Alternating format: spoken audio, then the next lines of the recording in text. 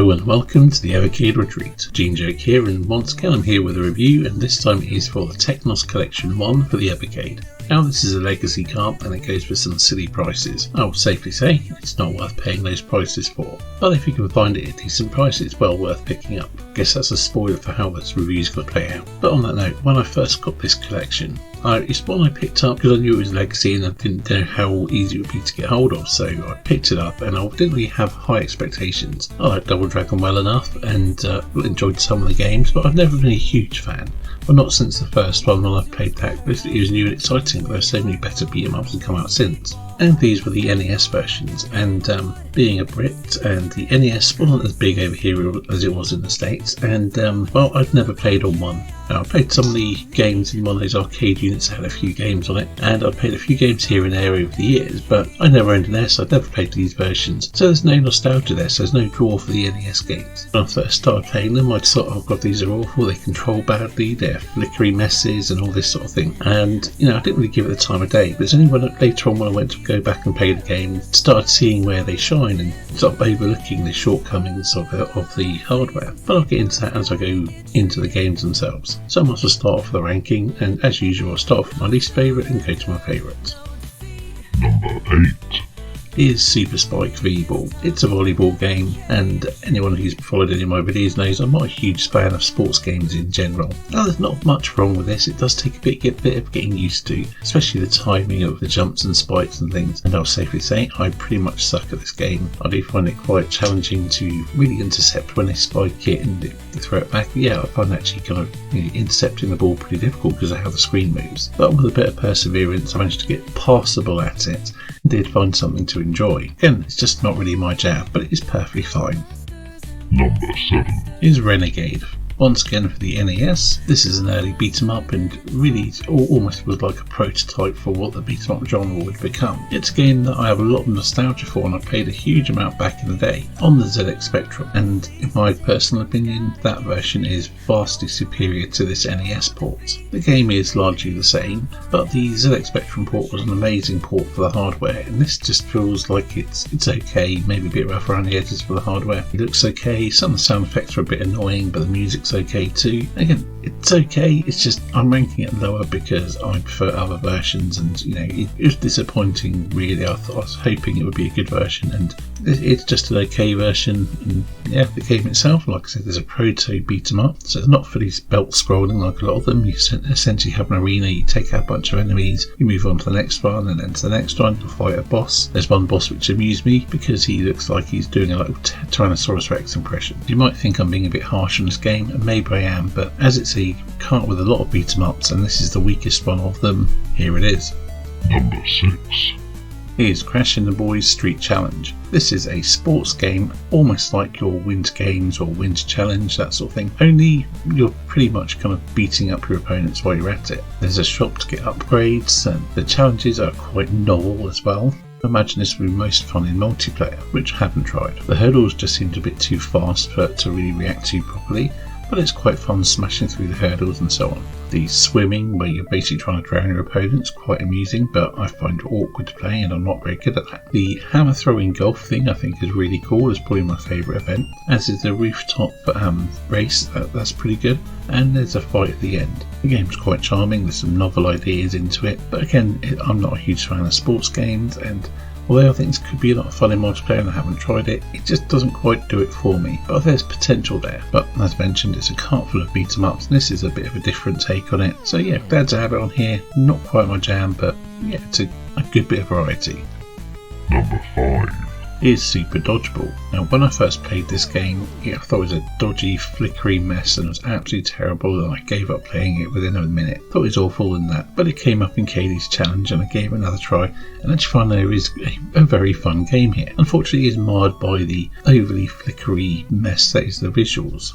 As you might be able to tell from the footage, I haven't played it for a while and I've almost forgotten how to play it, but it is very satisfying when you start pulling off some of the sort of super moves and slam these kind of glowing or spinning balls into your enemies and knocking them flying. As I said, it is a lot of fun, and if like me you were put off by the flickery visuals or not really understanding what the game's doing, give it another try, persevere with it, I think you will potentially have a lot of fun with it. Number 4 is Super Double Dragon. the Super Nintendo sequel to the Double Dragon games. I'm not sure where it fits in the numbering. I assume it's number 4 or something. I don't know. My understanding of this game that essentially although it was technically finished, it was kind of pushed out the door before it was fully ready.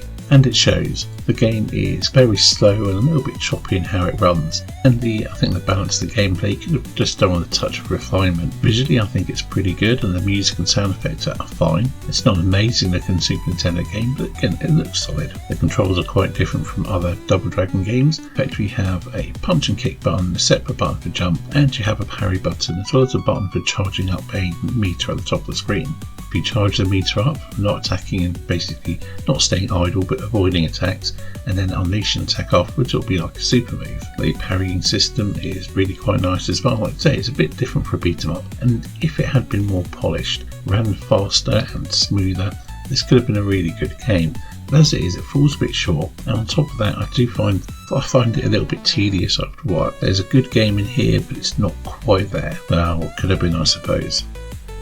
Number 3 is the NES port of Double Dragon. Now this is not a direct port of the arcade game, it's adapted for the NES. Now when I first played this I thought the controls were awful. You essentially had a punch and a kick and you used both to jump. And jumping using both buttons I found really awkward at first, but once you get used to it it's fine. I wouldn't say it's a great looking game, but it gets the job done. The sound's pretty good too.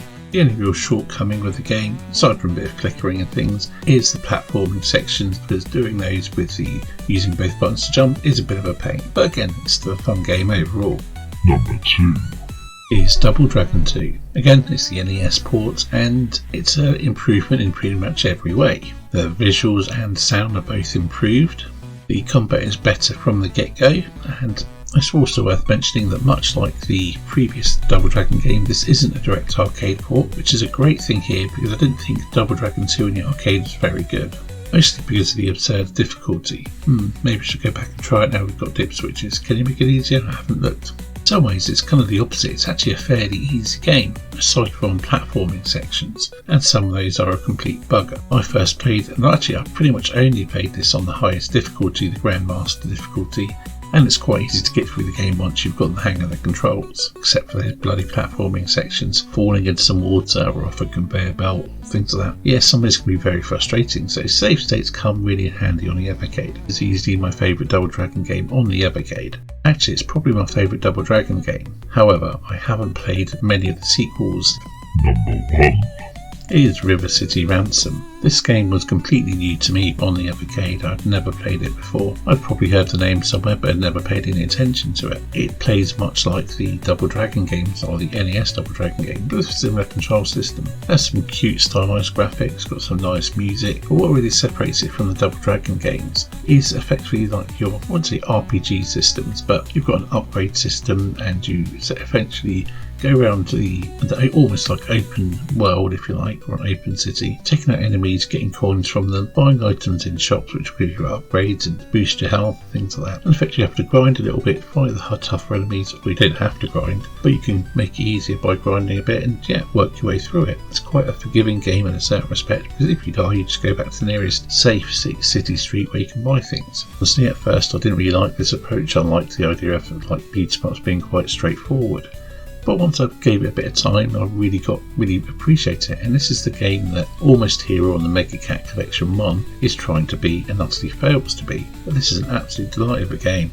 It's fun, you have a bit of grinding, you have a quick match, do a bit of grinding, get some coins, and work your way up to effectively take out the tougher enemies. I had heard people rave about this game within the Evercade community and saying that it's the best beat 'em up on the system. And while I don't quite agree, I do prefer beat 'em ups to be a bit more linear, but it's definitely one of the better ones. My overall opinion?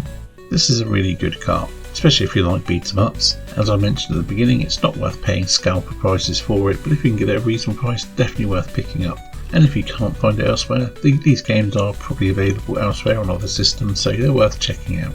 And many of these games are on the Technos Super Pocket as well, so you can't play them on the Evercade cart, you can play them there. So yeah, as I mentioned, I had a negative impression of this cart at first. It was one of my least favourite of the earlier carts I got, and it took me a while to really go back and investigate these games, but it was well worth it. Pretty much every game here impressed me more than I first expected, and I'll go as far as to say that it isn't actually a bad game here, it's just really personal preference of what you're into. To score the cart, I'd have to give it a solid 8 out of 10.